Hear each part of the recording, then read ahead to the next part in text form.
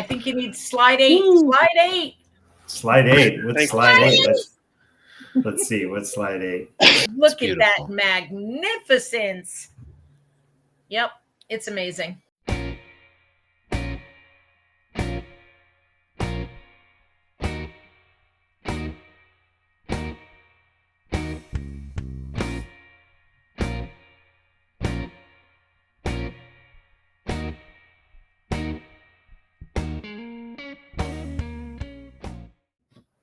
Colin, this is episode 6.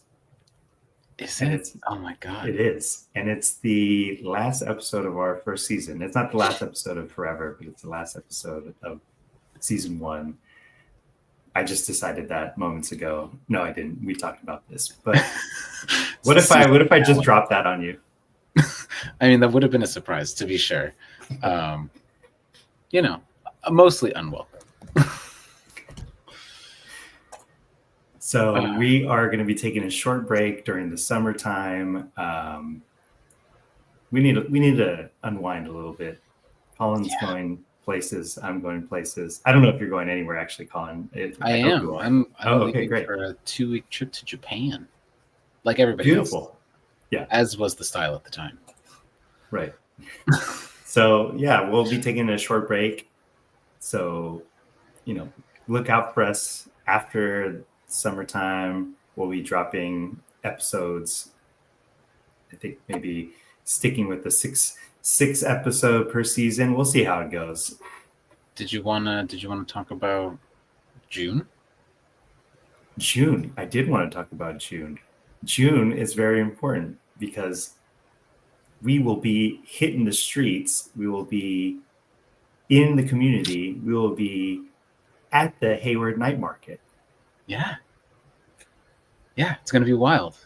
Have you come up with a schedule yet? I have not come up with a schedule yet, and people are literally watching what's the expression? The sausage be made at this moment. No, but we will be at the Hayward night market. I'm hoping that we can at least have some interactive aspect to us being at the night market. So if you're there, come say hello to us. We'll be hopefully interviewing folks that are at the night market. And so you'll maybe get to interact with us. You'll get to interact with the little table that we have there. And we'll be showing you the image of the night market. The flyer of the night market. Yeah, the flyer of the night market is being shown to you right now. So please join us there and come out. There's a bunch of cool vendors and different things that will be going on. Great opportunity to meet folks in your community and to get to know Colin and I if you don't already know us. Likelihood is you may already know us and interacted with us before. It'll be great. Come on down. I got word from the organizer that we're going to be on a passport. I don't know if we're supposed to be saying this, but I'm saying it anyway. That he's going to have a passport, and if you get all the stamps, then you will be entered in a drawing for the live painting that's going to be going on there, and we will be one of those stamps.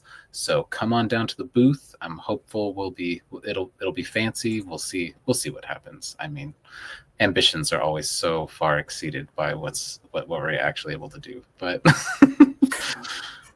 see, we're already breaking news. It's like if it wasn't publicly announced, this is a news break here. You heard it here first.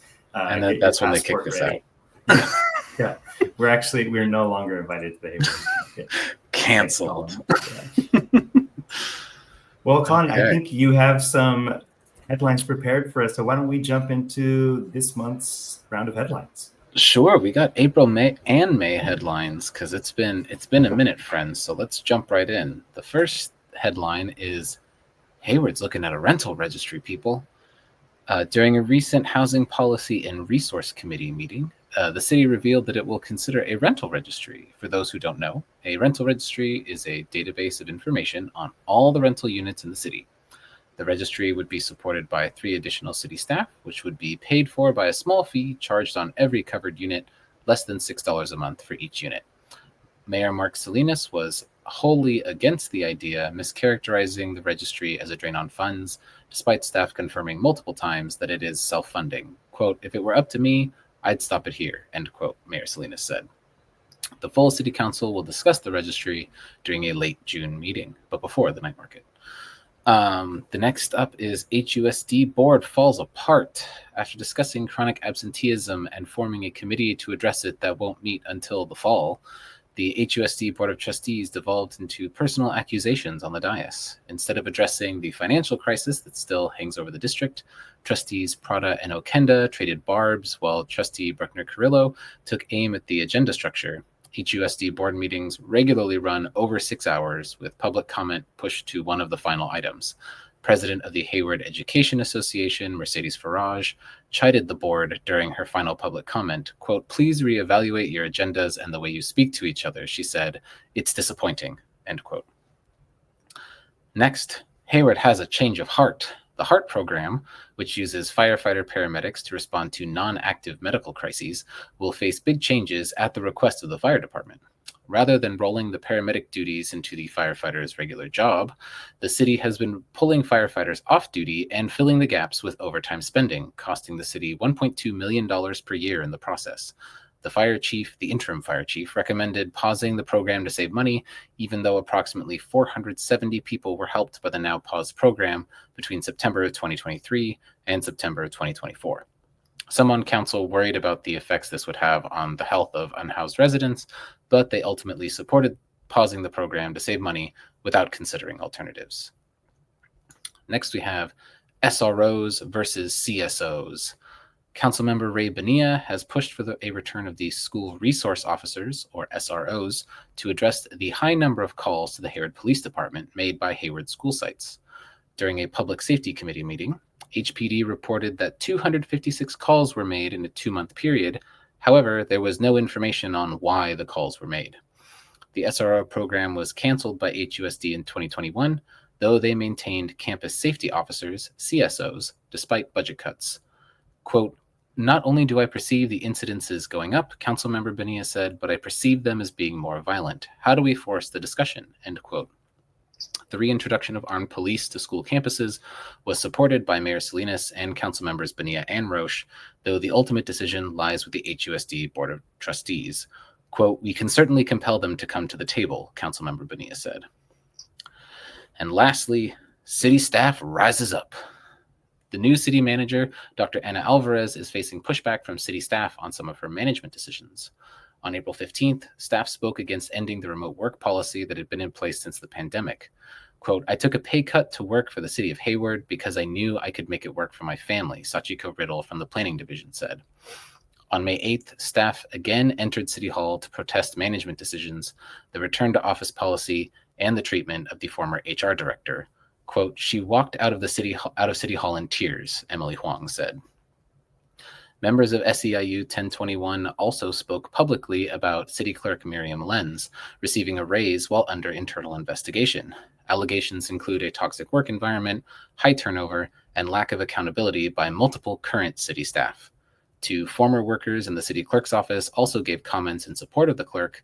However, it is unclear how they were made aware of the allegations in order to provide comment at that time. The allegations were not in the public staff report, though the city clerk does have access to written comments provided before a meeting.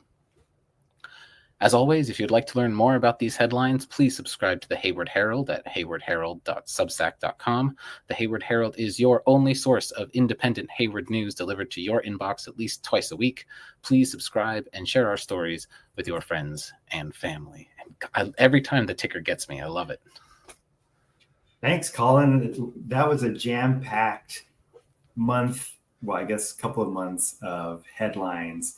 And, I'm hoping that in a future episode, we can get City Council member George Syra back onto our show to talk a little bit about the rental registry. But if folks are wondering, why continue listening to Over the Loudspeaker by the Hayward Herald, just think about all the content that we're going to deliver in the next few months around rental registry, Hayward School Board topics, maybe bringing in some of the HEA, the HEA folks, looking at some of the issues that are happening at the city level with the city staff. So many good topics, so many things to explore. in our season 2, in a short period of time. So while we're gone, don't forget about us. It's true. And the thing is, you're not going to hear about this anywhere else because no one else is crazy enough to be doing this kind of thing. We got it locked up, Colin. We have the market locked up. They can't get in. It's ours now. Yeah, exactly. We have a really, I think, fun, well, we'll see how fun, but I think it's going to be fun episode today. We're going to interview Mimi Dean and Tyler Dragoni, who are 2 organizers working on the campaign to save Skywest. So that interview is coming right up after a short break.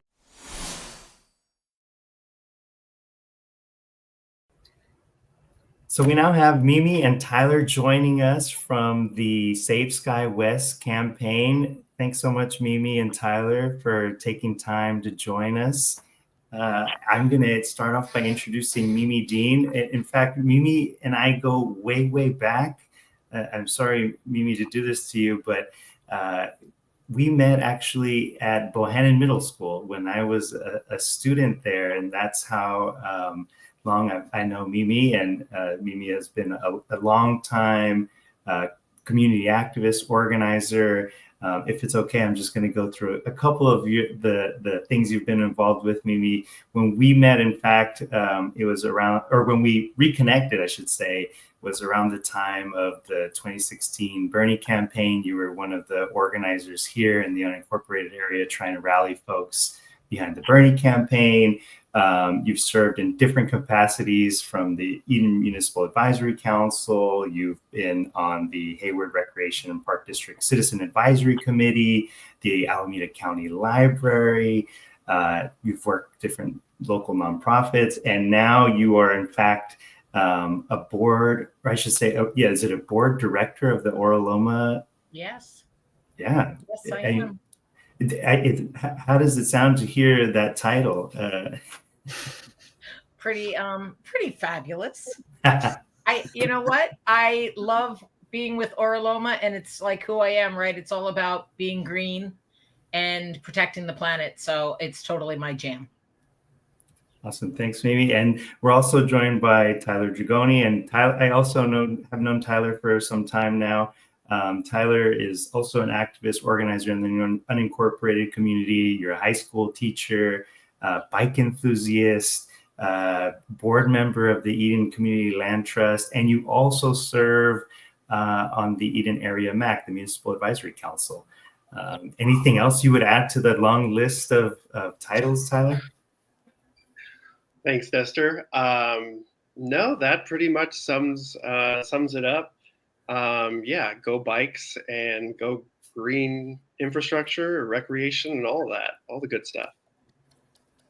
Yeah. And, both of you are here involved in sort of, one, I know how committed both of you are to the unincorporated area. And this is an issue that I think that sort of intersects both the city of Hayward and the unincorporated area. For those who aren't familiar with Skywest is the site of a former 18-hole golf course right behind Kennedy Park, adjacent to the airport. You all talk about it as sort of, and you'll talk more about it as the last open space in the city of Hayward. Which what I didn't know is that it's always been a municipal golf course, but that it was designed by this guy. I should have wrote his name down, but he was the guy who designed over 50 golf courses throughout the state of California. But that's the past, and now Skywest is currently under threat with the proposal from the city of Hayward to turn it into a development, which would be a loss for the community, loss in terms of open space and recreation, and maybe a loss in other ways. So I'll turn it over to you, Tyler, if you want to talk a little bit about the background and maybe some of the history of why you all started this campaign. Yeah, thanks, Nestor. And first off, we are not trying to save a golf course, right? So Skywest's days as a golf course are gone. It last served as a golf course in 2020. Since then, it has been rewilding, back to nature, as they say. So during World War II, the area was very much a key part of the war effort. And the federal government actually created the airport that is just to the south of what is now known as SkyWest. And so in 1942, the city took over that airport after the end of World War II. From 1947, it becomes, like I said, the city of Hayward's airport. And then in the 1960s, someone came up with a great idea. Well, we have all this extra space. Why not create this golf course barrier? So in 1963, golf courses were really, growing in popularity, especially around our local regional airports. And from 1963 until September 2020, SkyWest Golf Course served really generations of Haywardians, entertainment, recreation, and just pastime enjoyment. So what is happening now is when it comes to the city's plans for developing it, it really comes down to this old dollars and cents argument, right? That the city budget is in need of padding, the airport is in need of more revenue, and unfortunately, it's kind of like one track mind. The first sort of order of business is to develop and essentially destroy SkyWest as it exists right now. So I think when we're thinking of the city's vision versus community vision, right? The city has a fiduciary duty to make sure all of its programs, all of its other entities are budgetarily sound. But when we think of the first idea is to develop this really precious open space versus what the community wants, it's concerning, and especially how salient this has been with the community. The community is really in favor of more recreation, more open space, more of a connection to nature, and so that's what I want to say about the history of it. It served as like a COVID a COVID testing site as well, throughout like the sort of inter years. It really has served as a community hub for programs that needed space, right? So when the city needed space to deliver services to its residents, SkyWest was always number one on the list. It was almost in the top, choosing for the community kitchen as a grocery giveaway site as well. So it's just time and again Hayward residents have been getting more out of it as these resources become more scarce in our communities. So yeah. And I don't know if you wanted to talk a little bit about this here. This maybe gives us an idea of where SkyWest is located. Sure, yeah. So it's actually not surprising that many Haywardians actually don't know where SkyWest is. I mean, golf is sort of popular with, the older generations. It's not so popular with the newer generations. So it's not unsurprising that people don't know where it is. But once they see it, it's really mesmerizing. So it actually is the border between the city of Hayward and the San Lorenzo, what we call the Villas, the San Lorenzo village. And so this is the villages, south or southern border. And then to the east there, to the right, you'll see, Kennedy Park. And then to the south, or the bottom of the screen, that's the airport runway. And, these areas were given as buffer zones if the airport had, any, or if an airplane rather would have any, difficulty landing or go, beyond the runway. These areas served as buffers, so the planes wouldn't crash into the homes. We see that there were eucalyptus trees planted, and to serve as that buffer. So it's a beautiful place, but not many people actually know of it. And that's kind of one of our arguments as well, is that it's a really, really important asset to the city. But it does need to be, the city does need to recognize that first before. I know we see a lot of municipalities see these, lush green spaces, and the one thing that they think of is like, well, how much can we squeeze out of the ground, so to speak. And we think it is as important and can be as beneficial budget-wise, but just in a different way. Yeah, and maybe Mimi, you can jump in here and talk a little bit about what are those ways that this open space can be beneficial. What is it that you all are attempting to preserve with the Safe Skywest campaign? What might be some of the counter arguments to, well, isn't there already a park right next to it? What is the benefit of having this large green space when there's all of this money that could be coming into the city if it's used as development? Okay, well, let's look at our next slide. Let's go to slide 3. And this is just a map of compatible uses. So you can see there's all different kinds of uses that are compatible, not just industrial buildings. Let's go to slide 4. Yeah. And slide 4 really shows you just the extent of development that the city has been proposing. The blue zone, the yellow zone, and the orange zone, those equal 98 out of 126 acres. And that is pretty much the whole thing. And then they're planning these little pocket parks, and then they're planning a little trail on the perimeter from the Duck Pond, San Lorenzo Community Park, up to Kennedy Park. But the funny thing is that's already an easement that already exists. So in my mind, the city of Hayward is giving us something we already have, right? So that kind of doesn't make a lot of sense to me. Let's move on to slide 5. Sure, I love it. I love it. We're moving fast. Yeah. So this is the part that really makes us crazy, right? First of all, we've got the over on the right side, we've got those the hangars, those little rectangles.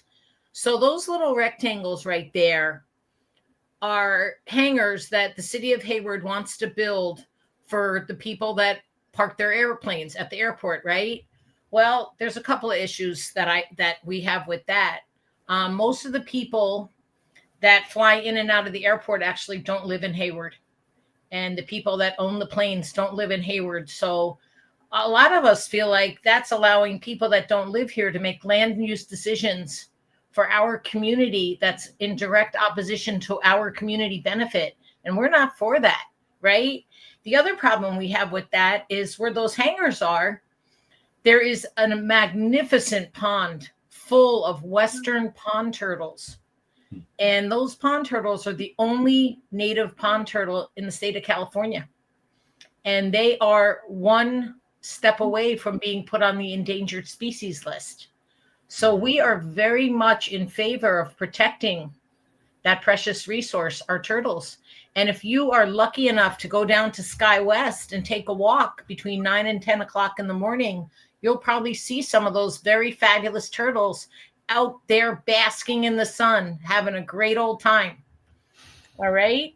Then the next part you can see is the airport safety zone. Look at that, the safety zone. Do you see how there's no trees in it? It's bare. And I know that we talk about safety, but safety for who? Safety for the pilots that don't live here, that are flying planes, or safety for the people in the houses that have these planes flying over them? It's a really difficult thing. So the airport safety zone is a tough one. And then if you look to the left, that huge development of industrial buildings, look at that. Look how close they are to the homes. Okay. And the big problem here is not just the proximity to all the homes in San Lorenzo, but it's also the fact that they're going to take down the entire monarch butterfly grove. And the monarch butterfly grove, slide, I don't know what slide. How about slide 14? Slide 14 shows us that this grove has actually been counted by the Xerces Society, and it actually has a number. Okay, go to slide 15. And they do this count all the time. And this is a picture that was taken just this last December. This site is the #1 overwintering site for monarch butterflies in the whole East Bay. #1. It's bigger than Ardenwood, which don't you always think of Ardenwood as being the big one? Nope, it's not anymore. And it's bigger than Monarch Bay too in San Leandro. Skywest is the #1 overwintering site, and it's documented. And we need to preserve this. We can't be taking away critical habitat from this species that is so close to extinction. This is yet another creature that's one step away from being on the endangered species list. So what do we want besides preservation of the habitat for these animals? Well, we really see Skywest as a grand opportunity, right? We know that the city of Hayward already uses Skywest to hand out their compost. It's a very popular program. They did it 2 weeks ago. The compost was handed out within like 2 hours, 3 hours. It was gone. And wouldn't that be wonderful if we had some kind of farming there and we were generating our own compost and we were teaching people how to compost correctly and how to use it to grow their own food, and then take the clubhouse, which has a beautiful state-of-the-art professional kitchen. Wouldn't that be wonderful if we had some kind of program there where people could learn how to cook different kinds of foods? Yeah. Maybe. In fact, I visited Skywest for the first time. I've lived here practically my whole life, and I had never gone back to Skywest, and it was kind of crazy for me to experience, because it reminded me a lot of this bike trail that I did while visiting Portugal that ran alongside the airport, but was all sort of natural habitat. And I imagined what the possibilities, and just as you say that, right, the possibilities are sort of endless with that open space. But it seems like for whatever reason, this fit, it would seem to fit in right in line with the city of Hayward's sort of future plan around environmental justice. Why is it that there's this sort of contradiction from the city point of view? Yeah. And Tyler, you can jump in afterwards if you like. Yeah, I don't know, because this area, besides protecting these animals and doing great farming things, it's also a place where we could have all kinds of recreational and educational opportunities for families and kids, right?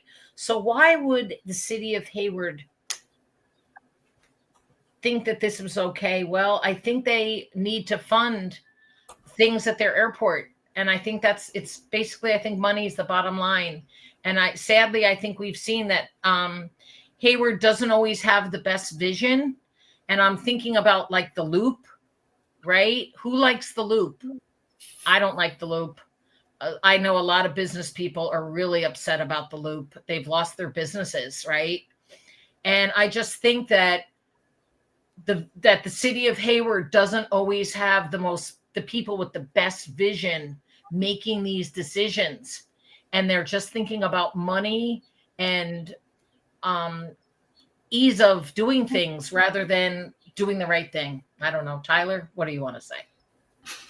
Yeah, I was going to agree, and basically just list off things like the loop and like the gas plant on the shore, and all of these things essentially at the end of the day need mitigation, and it is, you know, a really important thing to recognize that this idea of mitigation, right? It was not necessarily always internalized in our body politic, that when you destroy something that is natural, you need to mitigate the effects of that destruction. And so, you know, for instance, if, you know, the federal government wanted, and California and Caltrans wanted to build the freeways like they had been built back in the day, I mean, it would be nearly impossible with all of the actual mitigation and remediation that they would have to do for taking out so much of our natural resource. So, I mean, in this way, SkyWest serves as a you know, an important aspect of that environmental mitigation. And I just want to go back to, you know, a couple of things that were addressed as far as, you know, Kennedy Park. While there is a park that is, you know, quasi adjacent, just a stone's throw away from SkyWest, Kennedy Park is the Hayward Area Recreation District's most utilized park. And if anyone drives by or cycles by on a weekend, that park is packed. And it just goes to the absolute demand that there is in this neighborhood. So this neighborhood straddles the city and San Lorenzo. It also is adjacent to the Hayward Acres neighborhood, which is essentially a subdivision that was carved up parcel by parcel by parcel. And it is the most dense urban community in the Eden area. And so, you know, a lot of these multifamily houses don't have any access whatsoever to any outdoor space except the street. And so, you know, our contention is that, you know, yeah, there may be Kennedy Park, but it is so far away from the state mandated minimum that it's laughable to say that, you know, from the city's point of view, well, you know, there are other parks in other places. You know, maybe people can just get in a car and go to, you know, the new Tennyson Park up on the hill that the city is footing the bill for. And so, you know, this idea of, you know, mitigation, remediation, reparations is absolutely part of this conversation. And yeah, I just wanted to sort of point that out. And just another thing that Mimi kind of just glanced on, you know, so not a lot of people know about monarch butterflies. So monarch butterflies, they are the really big orange and black butterflies. And they, to survive the winter, they travel thousands and thousands of miles. I mean, this insect that travels thousands of miles. I mean, people say, oh, you run you run a marathon or you ride 100 miles on your bike, you know, that's nothing compared to these insects. And, you know, so this is one statistic to sort of put it in perspective. The monarch population in our area of North America has declined around 95% as compared to the 1980s. And, you know, this is an emergency, right? So you can't really respect your own environment as a human if you're not respecting those animals that live with you. So, you know, if we're just really sacrificing everything for budgetary concerns, I mean, what's the old proverb, right? Like, at the end of the day, you cannot eat money.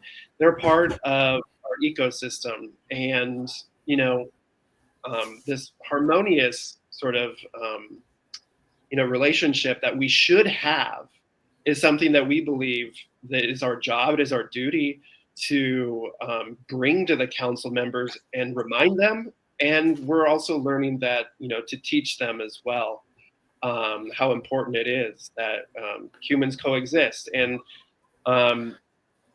yeah, it's just an important, you know, part of the puzzle if Hayward is going to be truly sustainable. And that means having courage to listen to all of the money that the city actually spends towards these consultants that tell them, hey, your park deficit is this much, and your asthma rates are this much, and so it's really important, holistically, right? This is not just about one open space. This is how it integrates with the Hayward community, with the Bay, and obviously the unincorporated community as well. I just had one quick question, since we've been sort of dancing around this idea of money. I know at a recent council meeting, they pointed out that they're facing down a $12 million deficit in the next fiscal year. But I think one thing that's important to note, and if either Mimi or Tyler can just remind the viewers, that the money that they would earn from these buildings, that wouldn't really go to the city to fill that general fund gap, would it? This, I don't know. I was under the impression that this was money to go to the airport for airport projects. Yeah, because my understanding, and again, correct me if I'm wrong, is that the airport itself is it has its own separate budget. It's like sort of in a lot of ways segregated from the rest of the city funds. So even the idea of using this to say, patch these understandable, this budget deficit to address the budget, it's not really going to even help, even if they do that, because it's all going to go to the airport, which they can't use for anything other than the airport. Right. So Go ahead, Tyler. Yeah. So one of the things that, I'm sure a lot of cities do, but what the city is doing is telling the airport, how are you going to be fiscally viable for X amount of number of years in the future? And the airport puts, their heads together and says, well, look at this pretty beautiful green space to our north.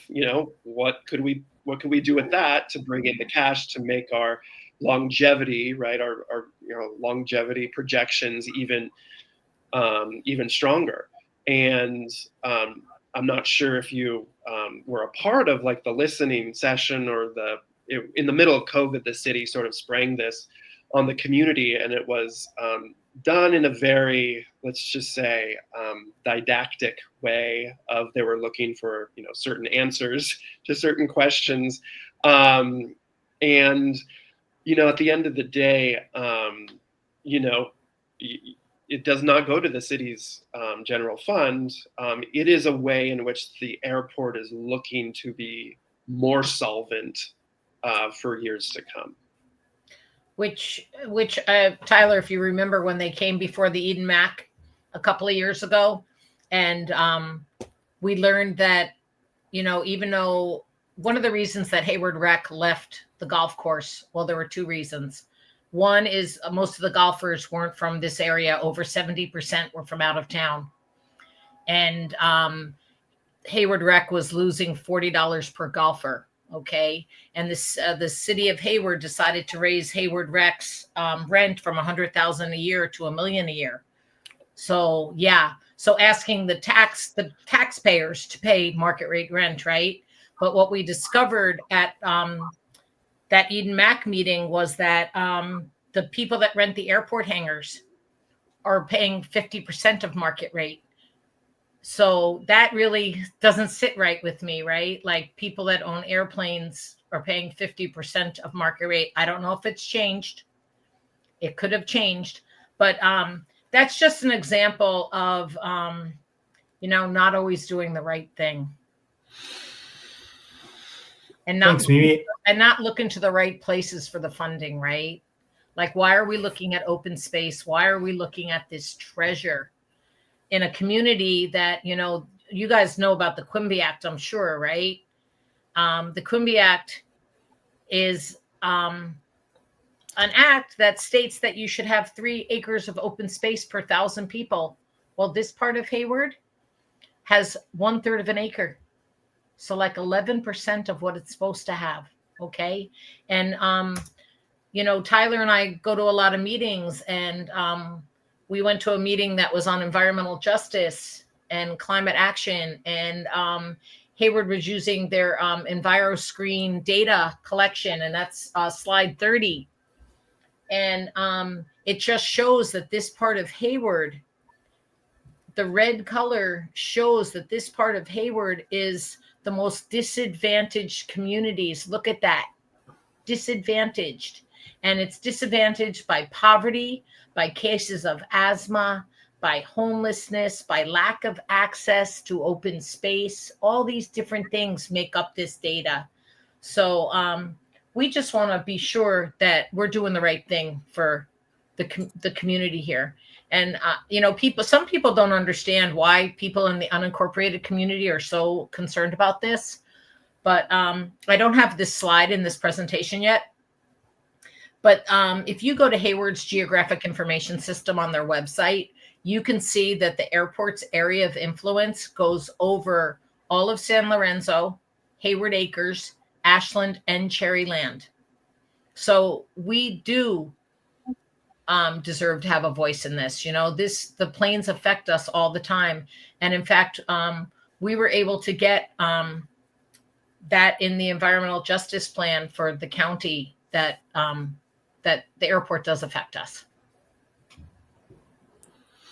And thanks, Mimi. And, I think this might be a good slide to stay on just for the last question before we wrap up, because you sort of had mentioned a vision that you have of a potential corridor that could connect the shoreline through Skywest and up to, what was it, Coal Canyon? Is that what you had mentioned?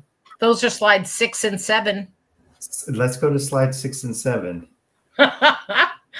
Yeah, this is my rough draft. All right, so this is actually a rendering done by East Bay Regional Park District and East Bay Discharges Authority. And Hayward Rec, that's the duck pond over on your left, so San Lorenzo Community Park. And then East Bay Regional Park District and the state and Oro Loma Sanitary District. There's a whole bunch of different people that own the marshlands that along the Bay Trail. Well, this is a rendering that was done of a bridge over the train tracks, which has happened already twice in Pinole. Okay, so this could happen here, and it could connect the Bay Trail. It could connect South Hayward, and then it would go through the duck pond, through Skywest open space, and then over to, please go to slide number 7. Yeah. And then it's about a mile. You'd have to ride down Hesperian to get onto the Creekway Trail. And then that Creekway Trail can take you all the way over to Coal Canyon. Wouldn't that be magnificent to be able to do that? I know. That when I learned about that, which was not that long ago, it was pretty recent when you had mentioned that sort of this is a show where we don't pretend to be objective. We have our biases. So I was already in favor of this project, but just sort of thinking about the vision of how you can connect these different communities that otherwise maybe aren't connected, or you have to, the only way to get from one community to another is by car, and all of the ways in which that makes things very unequitable, right? And so just was excited about this potential here. Before we wrap up, I did want to give you all a chance to talk about how folks could get involved. What should folks do if they're concerned or if they're interested in learning more about the Save Skywest campaign? How could they learn more? How could they get involved with this project? Number 1, go and see it. You need to go and see it. You need to go and see it because it actually puts it into stark relief of what is so needed in our communities. So number 2, join us on social media. We are SOS Save Skywest on Facebook, Save Skywest, SOS on Facebook, Instagram. And number 3, we have a petition that is linked on our social media. We are doing numbers on that. We continue to want to do more numbers. The more people to sign, the better. We're getting shout outs from all over the Bay Area of people. And then number 4, you need to attend your local city council meeting, and especially the Hayward Airport and Infrastructure Committee meetings that meet quarterly on, I believe it is the 3rd Wednesday, Mimi, but quarterly. And it's going to be on the Hayward City Council agenda dashboard.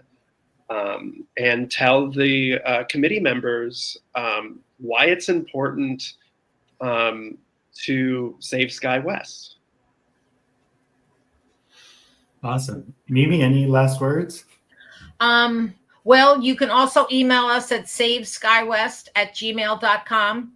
And you can always see us at all kinds of events, because I am always out there, and I'm generally out there with high school kids from different high schools and kids from Chabot College. We're out there talking to people. We're talking SkyWest up. We're collecting signatures. We're getting people to come on walks with us. I'm going to be at the Hayward Street events.